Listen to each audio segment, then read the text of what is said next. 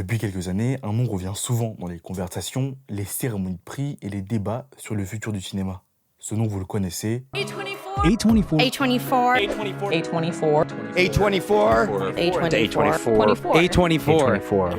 A24 style. C'est un label de qualité, une promesse d'originalité et parfois même le symbole d'une appartenance culturelle. Voir le logo A24 au début d'un film, c'est s'attendre à quelque chose de différent, de singulier, de plus audacieux que les productions hollywoodiennes classiques. Récemment encore, avec Marty Supreme récompensé aux Golden Globes ou les Critics' Choice Awards, le studio confirme une tendance. A24 ne se contente plus d'exister à côté d'Hollywood, il en adopte désormais les codes tout en prétendant en subvertir d'autres. Et c'est précisément là que le problème commence. Car derrière cette reconnaissance critique, derrière ces budgets en hausse, une question s'impose. Est-ce qu'A24 est encore aujourd'hui un véritable défenseur du cinéma indépendant ou est-il devenu une marque comme les autres? Pour répondre à cette question, il faut d'abord connaître l'histoire d'A24 en revenant en arrière, là où tout a commencé.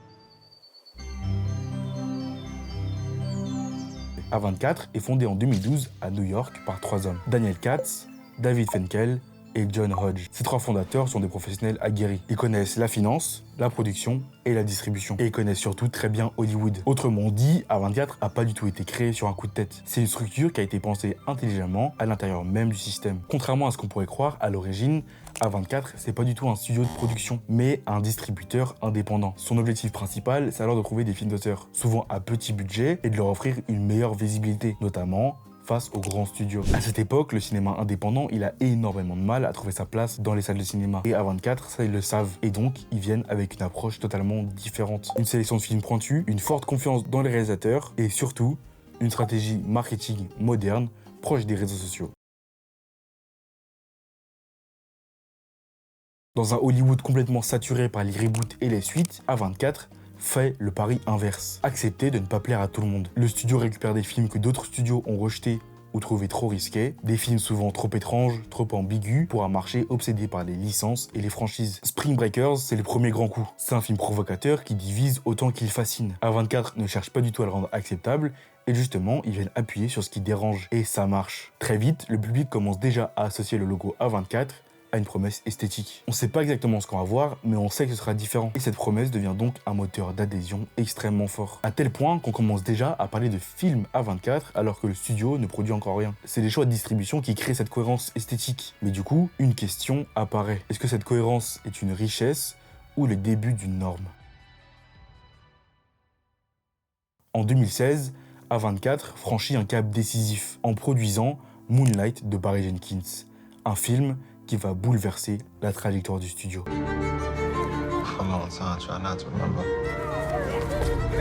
Moonlight, c'est un succès critique, un succès public et un succès symbolique. On parle d'ici d'un film intime, à petit budget, qui remporte l'Oscar du meilleur film. Et à partir de là, A24 change de dimension. Produire un film, c'est pas seulement de financer, c'est le structurer, l'orienter et l'accompagner. Même lorsqu'on laisse une grande liberté aux auteurs, on impose malgré tout un cadre, une éditoriale et une vision. A24 continue à défendre des réalisateurs forts, mais petit à petit, ces films commencent à dialoguer entre eux, à partager des thèmes, des rythmes, des esthétiques. Rien de trop brutal, de trop frontal, mais assez pour qu'une identité commune commence à se dessiner. Et cette identité va devenir à la fois la plus grande force du studio et l'origine de ses futures limites.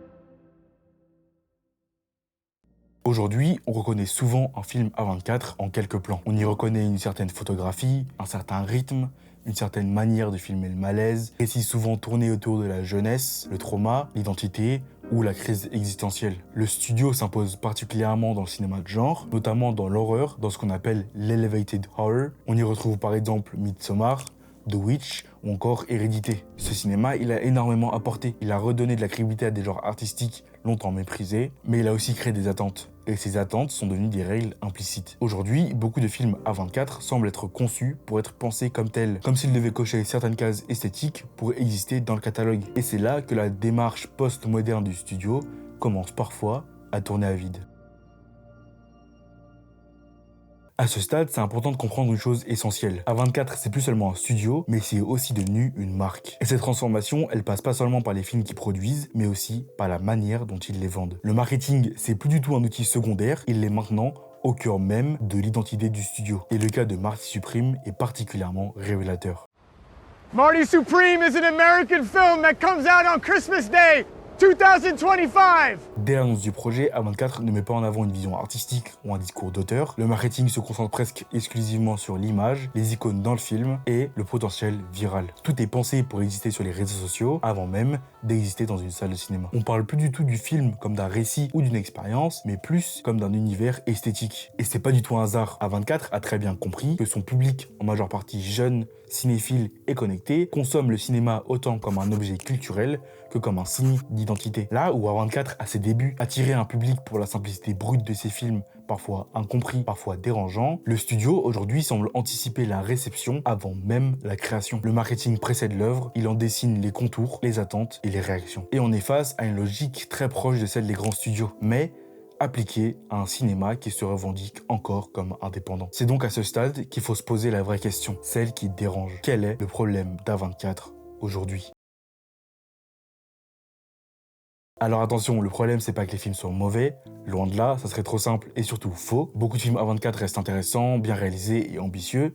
Le problème réside autre part. Le problème, c'est que la singularité qui était à l'origine le cœur du projet A24 se transforme aujourd'hui en norme. Prenons l'exemple de Civil War d'Alex Garland. Lorsque le film est annoncé, tout dans sa communication évoque un événement majeur. Une Amérique post-apocalyptique, une guerre civile, des images spectaculaires, une promesse de grand cinéma politique, violent, frontal. Le marketing installe clairement l'idée d'un énorme blockbuster dystopique, mais une fois en salle, c'est pas du tout le film qu'on découvre. Civil War, c'est pas du tout un film d'action explosif, ni un grand récit épique sur l'effondrement des États-Unis. C'est un film intimiste, un film contemplatif, plus un film d'auteur. Alex Garland ne s'intéresse pas à la guerre en tant que spectacle, mais à la manière dont elle est regardée, racontée et médiatisée. Le cœur du film, c'est les journalistes, les témoins et cette distance émotionnelle face à l'horreur. Et ce décalage y crée un énorme malaise. Non pas parce que le film est mauvais, loin de là, mais parce que le public n'a pas été préparé à cette expérience. A24 a vendu une promesse de blockbuster, alors que le studio livrait une œuvre introspective, presque froide,